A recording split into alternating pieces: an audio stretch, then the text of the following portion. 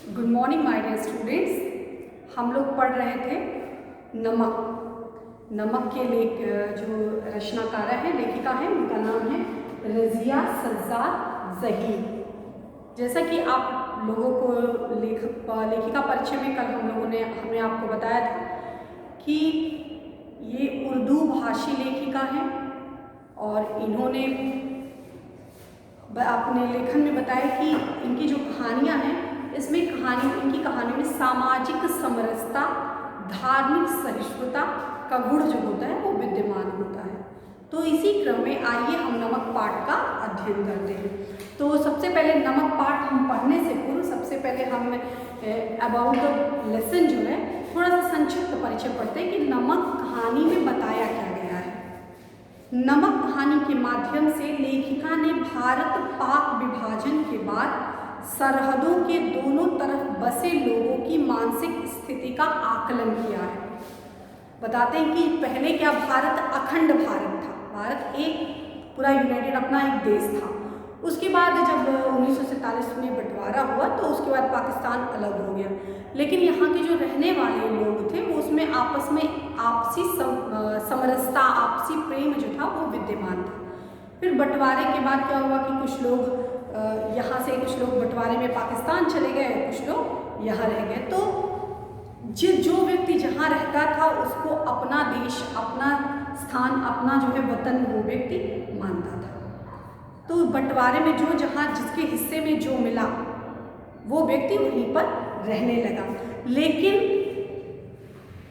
स्थान तो बट गए, भौगोलिक सीमाएं तो बट गई, लेकिन जो दिल का जुड़ाव था, भावनाएं जो थी वो भावनाएं किसी तरह से अलग नहीं हो पाई। तो आपस में किस प्रकार अलग अलग स्थानों पर रहने के बावजूद भी लोगों में आपस में प्रेम किस प्रकार बना हुआ है, इसी के से संबंधित ये स्टोरी जो है दी हुई है। जिस मिट्टी में जन्म लिया वही स्थान विशेष उनके लिए मातृभूमि है। भले ही बंटवारा होने के बाद लोग अलग अलग स्थानों पर रहने लगे हों, भले ही, लेकिन उसके बावजूद भी जो व्यक्ति जहाँ पर जन्म लिया, जहाँ जिस स्थान पर पल करके बढ़ करके लोग आगे बढ़े, वही स्थान उनके लिए उनकी मातृभूमि जो है वो कहलाए। और दिल से व्यक्ति ने उसी स्थान को अपनी मातृभूमि माना, भले ही बंटवारे में वो हिंदुस्तान का हिस्सा हो, भले ही बंटवारे में वो पाकिस्तान का हिस्सा हो, चाहे वो अफगानिस्तान का हिस्सा हो। जुड़ाव अपनी मातृभूमि से लोगों का बना रहा। उसे किसी दूसरे स्थान पर कितना ही प्रेम, कितना ही वैभव और सुख सुविधाएं दे दी जाए, लेकिन वह अपनी मातृभूमि तथा उससे जुड़ी वस्तुओं और यादों को नहीं भूल सकता। कहते अलग स्थान पर भले ही किसी को बहुत ही प्रेम मिला हो, अपनी मातृभूमि से आपको याद होगा, एक बहुत ही मशहूर, बहुत ही प्रसिद्ध श्लोक है कि जब श्री राम लक्ष्मण जी, राम और लक्ष्मण जब रावण को वध करने के उपरांत लक्ष्मण लंका को देख करके मोहित होते, कहते कि भैया क्यों ना हम लोग यहीं बस जाएं। तो उस संदर्भ में रामचंद्र जी कहते हैं, अपि स्वर्णमयी लंका नौमे लक्ष्मण रोचते, जननी जन्मभूमिश्च स्वर्गादपि गरीयसी। जननी और जन्मभूमि जो होती है वो स्वर्ग से भी श्रेष्ठ होती है और इसकी जो होती है कोई सानी नहीं होती। तो चाहे आपको कितना भी कोई प्रेम कहीं मिले, लेकिन अपना देश, अपना घर, अपना स्थान तो अपना ही होता है। तो इसी संदर्भ को लेकर के नमक जो है, अब नमक क्यों कहानी का नाम रखा गया इसके पीछे हम बाद में डिस्कशन करेंगे, लेकिन यह कहानी बंटवारे के समय जब बंटवारा हुआ तो लोग अलग अलग स्थानों पर अपना वतन जो है, अलग अलग स्थानों का अपना वतन मानते हैं। भले वो पाकिस्तान के रहने वाले हिंदुस्तान को अपना वतन मानते हैं और हिंदुस्तान में रहने वाले पाकिस्तान को अपना वतन मानते हैं, क्योंकि उनका पूरा जीवन जो है वहीं पर व्यतीत हुआ है। तो इसी संदर्भ में यह जो स्टोरी दी हुई है। लेकिन वह अपनी उस मातृभूमि, उससे जुड़ी वस्तुओं और यादों को नहीं भूल सकता।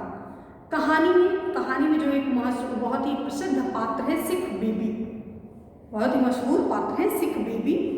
वो विभाजन के समय भारत में रह रही हैं और आज भी लाहौर को अपना वतन मानती हैं। बताते हैं कि एक सिख बीबी है, वो रहती अभी बंटवारे के बाद अभी वो भारत में रहती है, लेकिन अभी भी उनका तन मन जो है वो लाहौर को, पाकिस्तान को अपना वतन के रूप में स्वीकार करता है, क्योंकि उनका पूरा जीवन जो है वहीं व्यतीत हुआ है। भले ही शादी यहाँ पर हो गई और एक बंटवारे में ये पाकिस्तान भारत में आ गई रहने लगी, लेकिन अपना जो तन मन है वह उनका लाहौर को, पाकिस्तान को ही अपना वतन के रूप में स्वीकार करता है। इसी बीच पाकिस्तान में जा रह रही सफिया से आज भी लाहौर का नमक लाने की प्रार्थना करती हैं।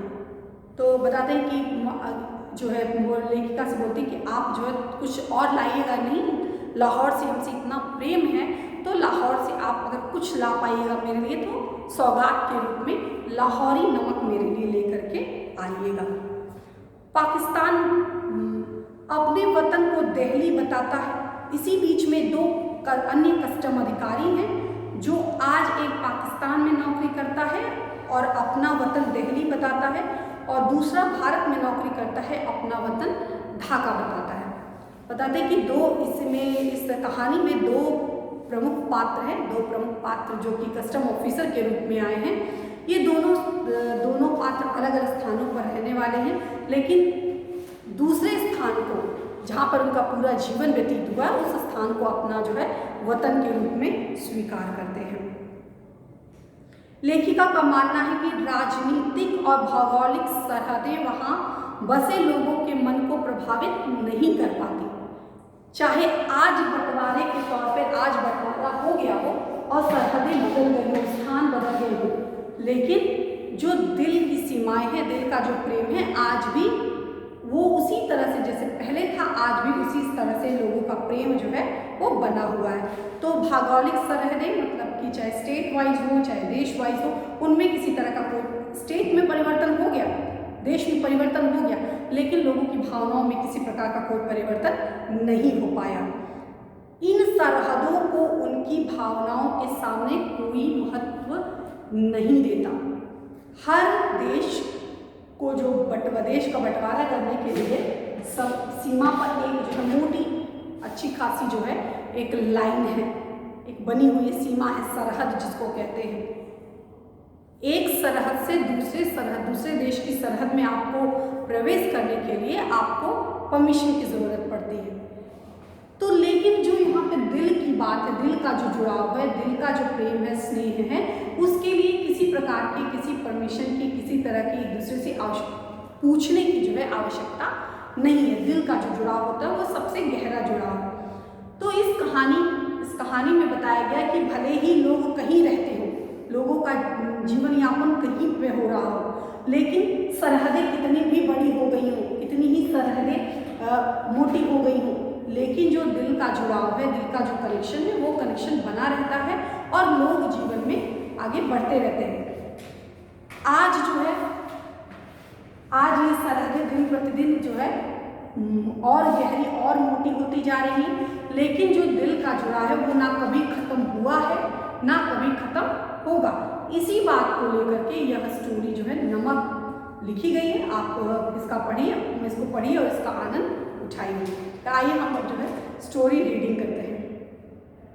उन सिख बीवी को देखकर सफिया हैरान रह गई। एक सिख बीवी का जो लाहौरी नमक की बात करती, लाहौरी नमक मंगवाती हैं, तो सिख बीवी को देखकर साफिया हैरान रह गई। सिख बीवी के विषय में बताते हैं कि साफिया जो है जब सिख बीवी को देखा तो कहाँ देखा, आगे के स्टोरी में आपको देखने को मिलेगा। तो सिख बीवी को देख करके साफिया एक कैरेक्टर है, एक पात्र है प्रमुख इस कहानी के। तो इस साफिया जो है जब सिख बीवी को देखती है तो वो हैरान हो जाती है किस कदर वह उसकी माँ से मिलती थी। मतलब साफिया जब सिख बीवी से मिलती है तो सिख बीवी को देख करके, उनका हुलिया देख करके, उनका पहनावा देख करके, पोशाक देख करके उसे अपने माँ की याद आ जाती है। वही भारी भरकम जिस्म मतलब शरीर, तो जो सिख बीवी रहती है उनका भी शरीर साफिया के माँ की तरह, उनका भी शरीर जिस तरह जिस्म मोटा रहता है, मतलब स्वस्थ रहती है, उसी तरह से सिख बीवी का भी शरीर एकदम स्वस्थ है। भरकम जिस्म, छोटी छोटी चमकदार आंखें, आंखों में क्या है, एक तरह की शाइन है, एक अद्भुत सी कांति है, चमक है।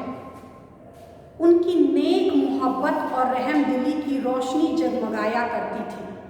तो उनको देख करके सिख बीवी को साफिया के अंदर जो साफिया जब सिख बीवी को देखती है तो साफिया को लगता है कि अरे ये तो मेरी माँ की तरह है, एकदम वो इनका जो नेचर है, इनका व्यवहार है बड़ा ही विनम्र है, इनके अंदर जो है बहुत ही जो ममता से, इनका जो दिल है ममता से भरा हुआ है, प्रेम से परिपूर्ण है, इनकी आंखों में जो रहमदिली है, स्पष्ट रूप से रहमदिल मतलब दूसरे के प्रति सहानुभूति की भावना रखने वाला, प्रेम की भावना रखने वाला।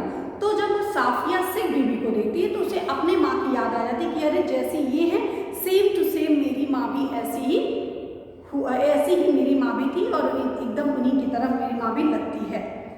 चेहरा जैसे कोई खुली हुई किताब, कहती है साफिया बताती है कि ऐसा लगता है कि जैसे कोई खुली किताब हो, सिख बीवी का चेहरा ऐसा है जैसे खुली किताब। खुली किताब मतलब कि चेहरे का जो भाव है सभी भाव स्पष्ट रूप से अपने आप में दिखता है। चेहरा देख करके आप बता सकते हैं कि अगला व्यक्ति दुखी है या प्रसन्न है। तो चेहरे पर जो भाव भंगिमा है वो स्पष्ट रूप से देखने को मिलती है। और वैसे ही सफ़ेद बारीक मलमल का दुपट्टा जैसे उनकी अम्मा मुहर्रम में ओढ़ा करती थी।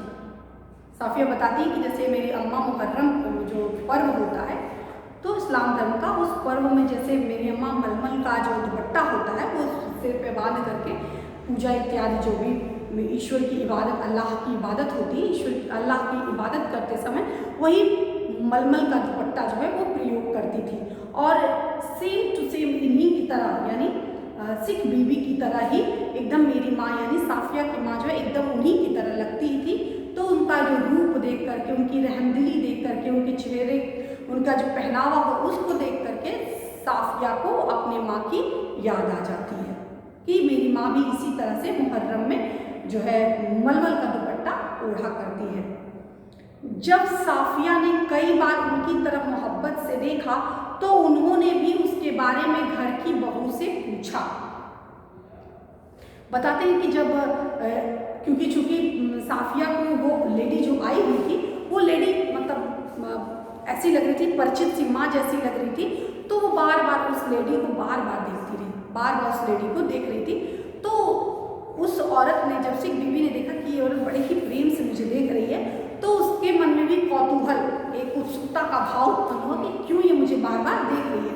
तो वो भी उस साफिया के विषय में उस जो सिख बीवी थी उन्होंने अपनी बहू से प्रश्न किया कि ये कौन सी लड़की है, कौन सी महिला है जो मुझे बार बार एक टक जो है निहारे जा रही है, देखे जा रही है, कौन सी ये लड़की है। उन्होंने बताया कि ये मुसलमान है, बताया कि यह जो है मुसलमान है, इस्लाम से इनका संबंध है और कल ही सुबह लाहौर जा रही हैं। कल ही सुबह यह जो है साफिया जो है लाहौर जा रही हैं और अपने भाइयों से मिलने, जिन्हें उन्होंने कई सालों से नहीं देखा।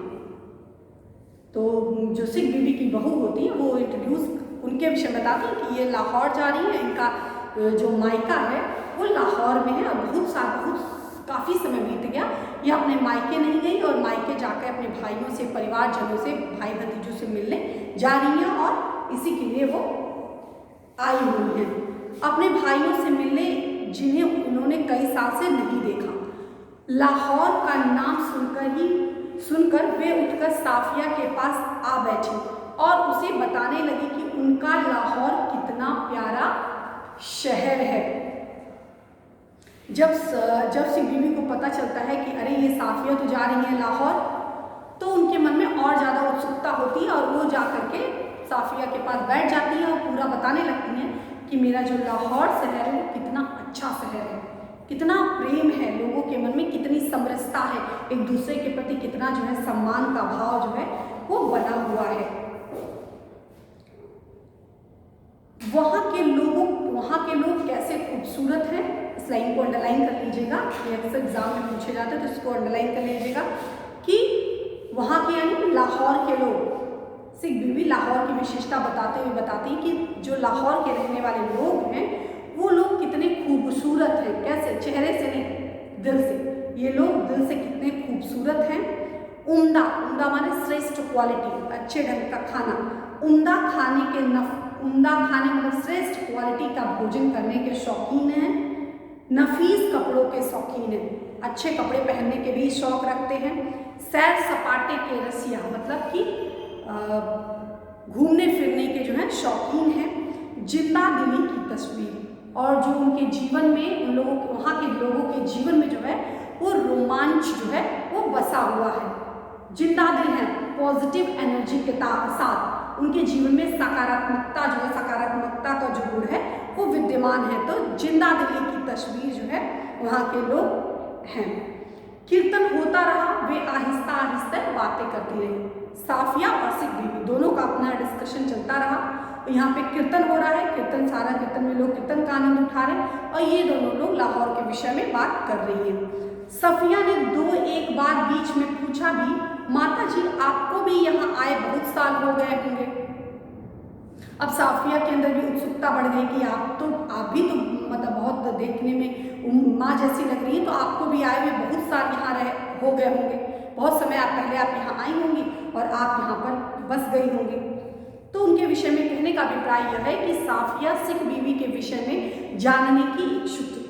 जैसे सिख बीवी का इंटरेस्ट साफिया के प्रति था, क्योंकि ये लाहौर जा रही है, लाहौर को अपना वतन मानती है, तो इसलिए उनको अपने मातृभूमि के विषय में और जानने का, बताने का उनको अवसर मिला, तो वो साफिया के पास जाकर के सारा डिस्कशन करती है। और दूसरी तरफ इनको भी मौका मिला उनके विषय में, सिख बीवी के विषय में जानने का, तो उनके विषय में प्रश्न करती हैं।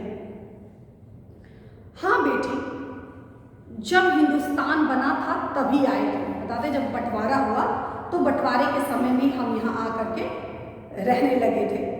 वैसे भी अब यहाँ भी कोठी बन गई है। बताते कि अब यहाँ भी हम लोग पूरा अच्छे से सेटल्ड हो गए हैं, पूरी तरह से अच्छे से हम रहने लगे हैं, हमारा घर बन चुका है। यहाँ भी कोठी बन गई है, बिजनेस है, सब ठीक है, पर लाहौर याद आता है। सब कुछ अच्छे से हो रहा है, सबको कोई दिक्कत नहीं है, लेकिन फिर भी जो है लाहौर हमें याद आता है। हमारा वतन तो जी लाहौर ही है। बता दी, यदि अभी हम यहाँ रहने लगे हैं, आनंद उठाने लगे हैं, सब कुछ, परिवार बढ़ गया, सब कुछ हो गया, लेकिन फिर भी जो मन का जो प्रेम है, जुड़ाव है, वो अपने लाहौर से ही है। लाहौर को ही मैं अपना वतन मानती हूँ, उसी से मेरा अपना प्रेम है। फिर पलकों से कुछ सितारे टूटकर दुधिया आंचल में समा गए।